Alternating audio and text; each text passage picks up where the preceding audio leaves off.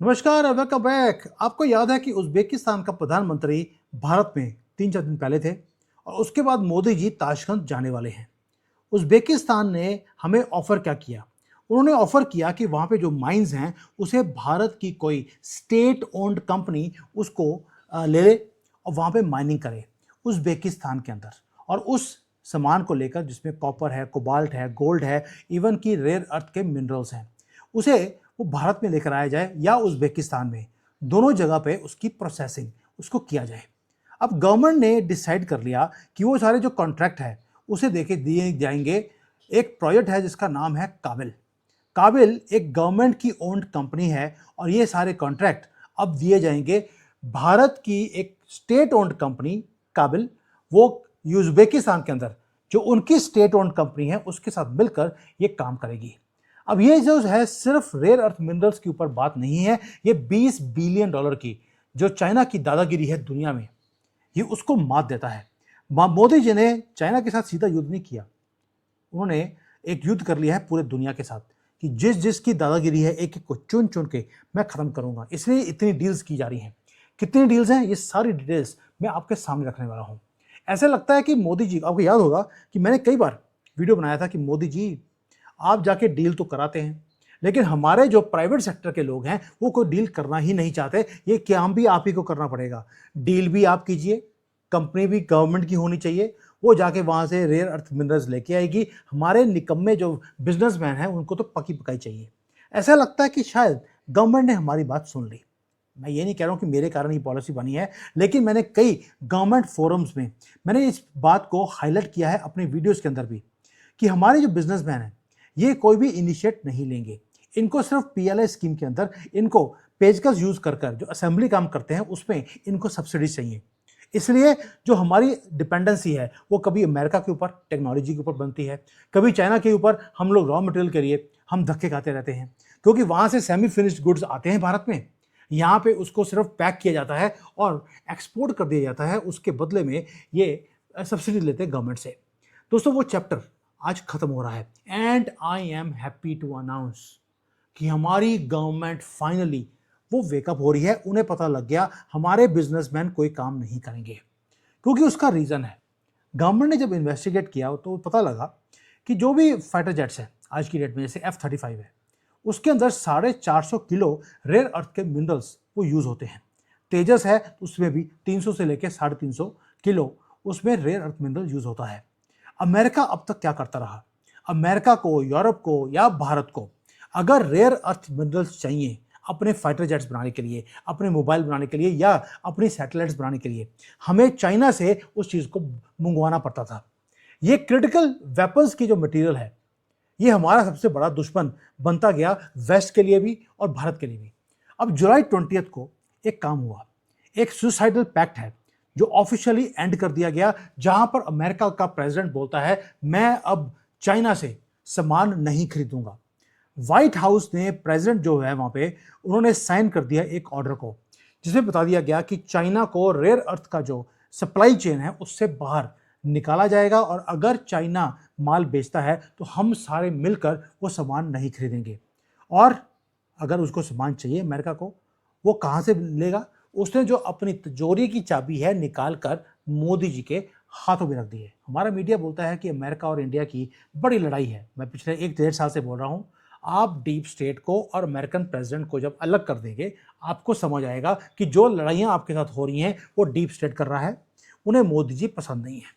और ट्रंप को जितने नेशनलिस्ट हैं, क्योंकि वो खुद नेशनलिस्ट है, उसे सारे नेशनलिस्ट जितने भी लीडर्स हैं वो पसंद है। उसे पुतिन पसंद है, उन्हें मोदी जी पसंद है, उसे नेतन्याहू पसंद है। क्यों? ये नेशनलिस्ट हैं, अपने कंट्री के लिए ये सोचते हैं। ये जो मल्टी बिलियन डॉलर की चाबियां हैं जो पहले चाइना के हाथ में थी, निकाल कर वो गुच्छे का गुच्छा वो आपको पकड़ा दिया। अब ये जो जियोपॉलिटिकल ट्रैप है ये कोई छोटा ट्रैप नहीं है। इसको समझने के लिए थोड़ा सा हम रिवाइंड करते हैं, ये प्रॉब्लम ओरिजिनेट हुई कैसे। आपको कैसे पता लगा कि यार चाइना के आपके पास इतना बड़ा प्रोसेसिंग का नेटवर्क है, तो आपके लिए प्रॉब्लम क्यों है? आपको लगेगा शायद कोविड के बाद ये प्रॉब्लम शुरू हो गई, या जब ये ट्रंप आए उन्होंने टैरिफ्स लगाए तो चाइना ने उसके बाद आंखें दिखानी शुरू कर दी। तो यू आर 100% रॉन्ग। रीज़न है, चाइना ने 2010 में आंखें दिखानी शुरू कर दी थी। बीजिंग ने सडनली जो रेयर अर्थ के एक्सपोर्ट्स हैं उसे जापान को बंद कर दिया था 2010 में। ये किसी को पता नहीं है क्योंकि मीडिया ने इसको कवर ही नहीं किया, क्योंकि 2010 में किसी को पता नहीं था कि रेयर अर्थ नाम की कोई चीज होती है। लेकिन बीजिंग ने इसको बंद क्यों किया या ब्लॉक क्यों किया? क्योंकि जापान के आसपास कुछ आइलैंड्स हैं, जापान को वो बिलोंग करते हैं। चाइना ने क्लेम करना शुरू कर दिया ये सारे आइलैंड्स मेरे कब्जे में होने चाहिए, ये मैं जापान से छीन लूंगा। जब जापान ने रिफ्यूज किया, क्योंकि चाइना ने वहां पे अपनी शिप्स को वहां पे बिठा दिया था, तो जब जापान ने रिटेलिएट किया, उन्होंने भी अपनी नेवी को बाहर निकाला, तो हुआ क्या, ये जो डिस्प्यूट है इतना बड़ा हो गया कि ओवरनाइट चाइना ने वो जो रेयर अर्थ की जो मोनोपोली थी, जहां पे वो गैलियम, जर्मेनियम, एंटीमोनी, लिथियम, ये सारा जो जापान को एक्सपोर्ट होता था उसको बंद कर दिया। क्योंकि चाइना रॉ मटेरियल से लेकर प्रोसेसिंग तक हर चीज को अपने कंट्रोल में रखा हुआ था।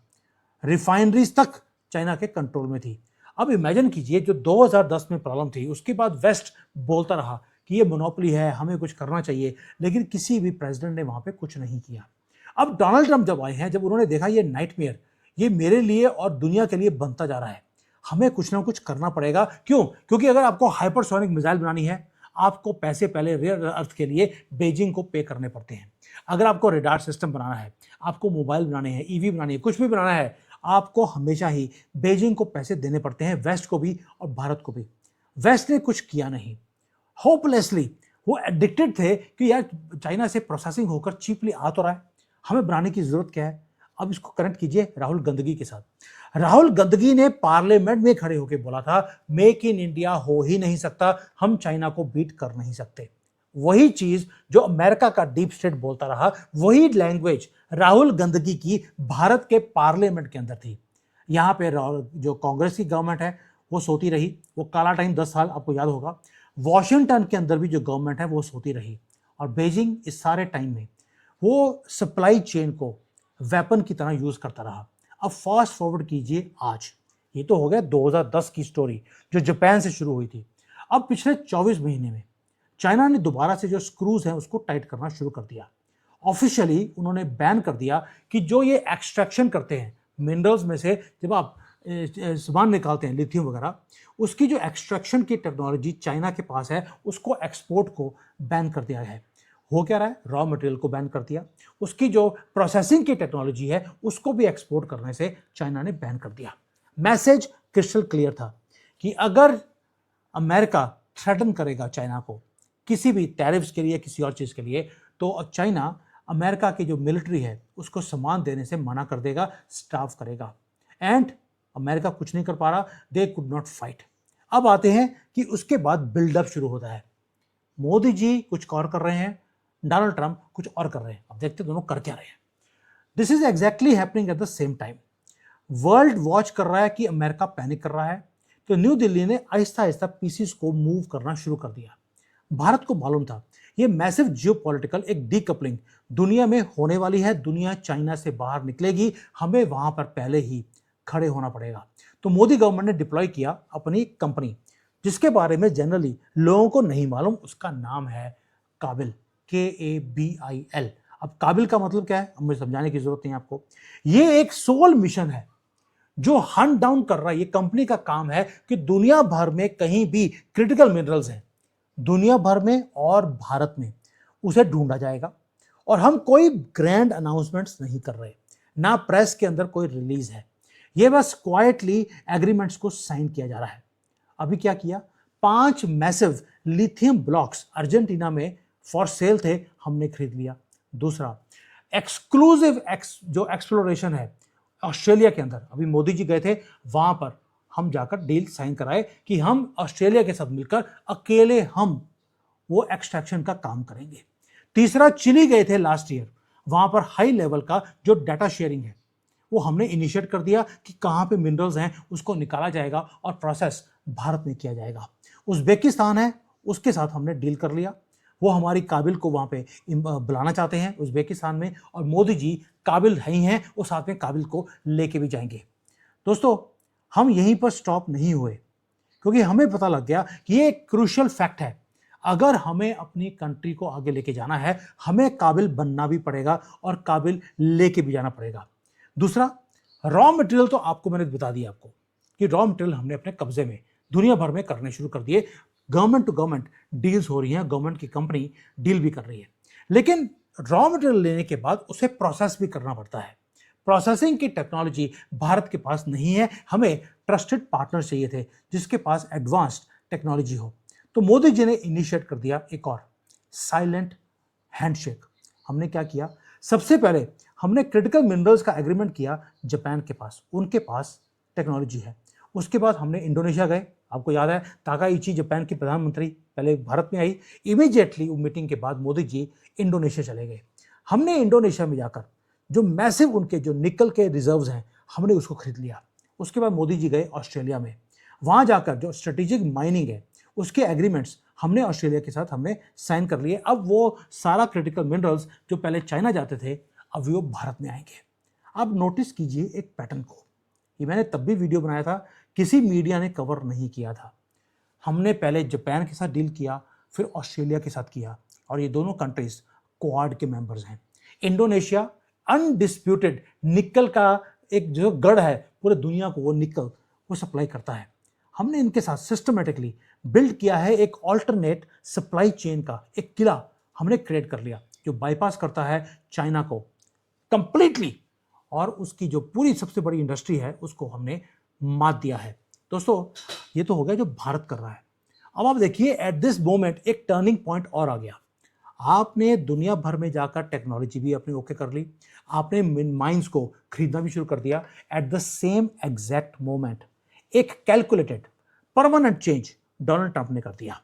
जुलाई 20 उन्होंने एग्जेक्टिव ऑर्डर एक इशू किया जहां पे मैंडेट किया है कि यूएसए की जो मिलिट्री जो सारा का सारा ये क्रिटिकल मिनरल्स जो सोर्सिंग करती है वो सिर्फ अपने पार्टनर कंट्री से वो बाई कर सकते हैं।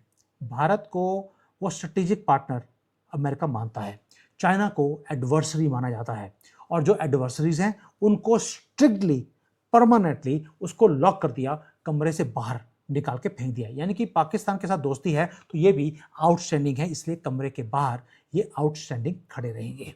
दोस्तों ये है टोटल डीकपलिंग कि चाइना का जो सप्लाई चेन है इससे बाहर निकलकर अब पेंटागन क्या कर रहा है कि हम बीजिंग से बाई नहीं करेंगे, अब हम बाई करेंगे भारत से, ताकि जो अमेरिका की ये मैसिव प्रॉब्लम है, अमेरिका की भारत की भी, उससे दोनों की फ्रीडम मिल जाए। अब अमेरिका की प्रॉब्लम क्या है? अमेरिका की प्रॉब्लम यह है कि रिफाइनिंग की कैपेसिटी अगर लगानी है, रिप्लेस करना है चाइना को, तो वो खुद नहीं कर सकता। एनवायरमेंटल इश्यूज अमेरिका में आते हैं। और दूसरा जो कंप्लीट टास्क है ये आप अकेले नहीं कर सकते। अमेरिका को मालूम है उसे एक बड़ा पार्टनर चाहिए, पार्टनर भी वो हो जो रिलायबल हो, जिसके ऊपर जियोग्राफिकल लीवरेज हो। और मोदी जी पहले ही दुनिया भर में जाकर जब माइंस को अपने कब्जे में कर लिया, हम क्या बोल रहे हैं, माइंस हमारे पास, टेक्नोलॉजी हमारे पास, जिसको ये मटेरियल चाहिए हमारे से, आप आइए हम देने को तैयार हैं। तो अमेरिका को भी पार्टनर चाहिए जो कि ट्रस्टेड, जो पॉलिटिकली अलाइनमेंट हुआ हो, और हमारे पास वो सारी चीज़ें हैं जो हम अमेरिका को प्रोवाइड कर सकते हैं। ऊपर से जो क्वाड के मेंबर्स हैं उन्हीं के साथ मिलकर जब हम काम करेंगे तो क्वाड क्रिटिकल मिनरल्स का इनिशिएटिव वो शुरू हो गया। दोस्तों जब अमेरिका की ज़रूरत है, जापान, ऑस्ट्रेलिया और इंडिया तीनों मिलकर ये काम करेंगे। अमेरिका को हमारे से सामान वो लेना पड़ेगा, वो खुद नहीं कर सकता। अब कुछ हफ्ते पहले अमेरिका ने और भारत ने, जापान और ऑस्ट्रेलिया चारों ने मिलकर एक प्लेज किया था, एक एग्रीमेंट को साइन किया। ऑफिशियली उन्होंने कमिट किया कि हम $20 बिलियन ये जो क्रिटिकल मिनरल्स की पूरी मार्केट है इसके अंदर हम लगाने वाले हैं। ये जो पैसा है ये यूज़ किया जाएगा किसके लिए? ये यूज़ किया जाएगा कि इसकी एक्सट्रैक्शन कहाँ से होगी, मिनरल्स की टेक्नोलॉजी कौन देगा, और इसको बनाएगा कौन। एग्जैक्टिव आपने पहले $20 बिलियन आपने अनाउंस कर दिए। मोदी जी ऑलरेडी माइंस को अपने कब्जे में कर चुके हैं, टेक्नोलॉजी कब्जे में कर लिया। उसके बाद डोनाल्ड ट्रंप ने जुलाई 20 को एक ऑर्डर उन्होंने एक्टिवेट कर दिया। इसका मतलब है कि Donald Trump, Modi ji, Takaichi और ऑस्ट्रेलिया ये चारों मिलकर प्ले कर रहे हैं एग्जैक्टली सेम जियोपॉलिटिकल गेम। हर चीज इन प्लेस है, बस पता नहीं क्या चक्कर है। हमारे इंडियन मीडिया को सिवाय कॉकरोचों के आजकल कुछ दिखाई देता नहीं है। वॉशिंगटन ने आपको एक मैसिव कैपिटल, आपको मनी दे दिया उन्होंने, जहां पर एक तो कैपिटल दे दिया, साथ में कैप्टिव मार्केट ऑफ अमेरिका वो भी आपके हाथ में दे दिया है। और भारत इस चीज़ को कब्जे में करने के लिए हमने माइनिंग को अपने कब्जे में किया, प्रोसेसिंग को अपने कब्जे में किया। इसका मतलब है कि अब आगे जाकर जो रेयर अर्थ मिनरल्स की मैन्युफैक्चरिंग और रिफाइनिंग है उसका हब वो भारत बनने वाला है। हमने ऑस्ट्रेलिया में या कहीं और इस फैक्ट्री को नहीं लगाना, वो भारत में लगेगी। दोस्तों, जो बीजिंग है उसका रिएक्शन एब्सोल्यूट, जिसको बोलते हैं अनफिल्टर्ड फ्यूरी वाला है, क्योंकि पिछले 10-20 साल से जी जिनपिंग और इनके जो पुराने प्रेसिडेंट्स हैं उन्होंने ग्लोबल इकोनॉमी को हॉस्टेज बनाने की कोशिश करी। जैसे मिडिल ईस्ट वाले ऑयल को लेकर हॉस्टेज बनाते हैं, इन्होंने रेयर अर्थ को एक टूल की तरह यूज किया। किसी ने भी चाइना को अगर जिसको बोलते हैं कि गुस्सा दिलाया तो इमीडिएटली वो रेयर अर्थ के जो एक्सपोर्ट्स हैं उसको कट ऑफ कर देता था। ट्रंप ने एक एग्जेक्टिव ऑर्डर एग्रेसिवली उसमें वो निकाला और जो इनके हाथ में गन थी डोनाल्ड ट्रंप के माथे के ऊपर रखी हुई वो छीन ली। भारत ने क्वाइटली माइंस को और टेक्नोलॉजी को कब्जे में किया और जो गन है उसके बीच में जो बुलेट्स होती हैं हमने वो निकाल लिए। और जो चाइना की जो स्टेट मीडिया है वो क्या बोल रही है?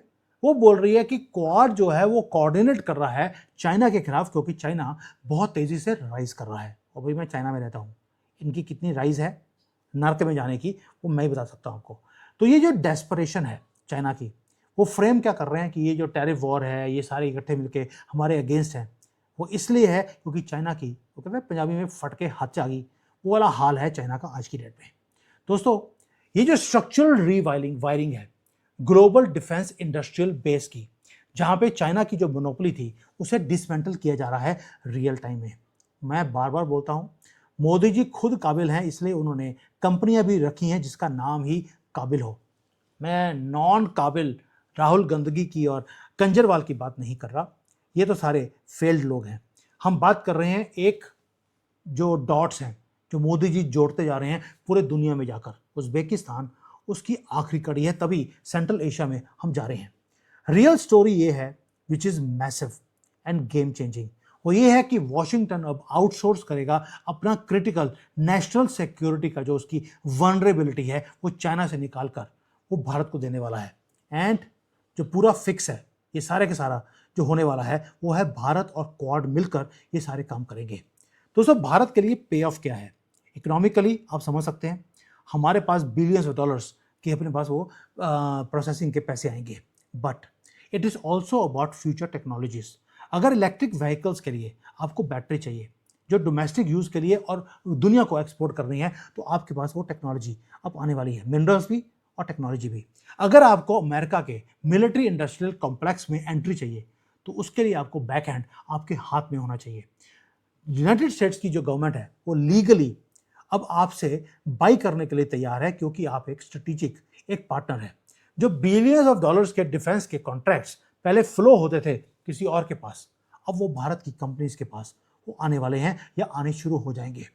दोस्तों, ये कोई छोटा मोटा चाबी नहीं है। मैं पहले बोला था चाबियों का गुच्छा पूरा का पूरा वो पकड़ा दिया है ट्रंप ने मोदी जी के हाथ में, एंड दिस इज मैसिव।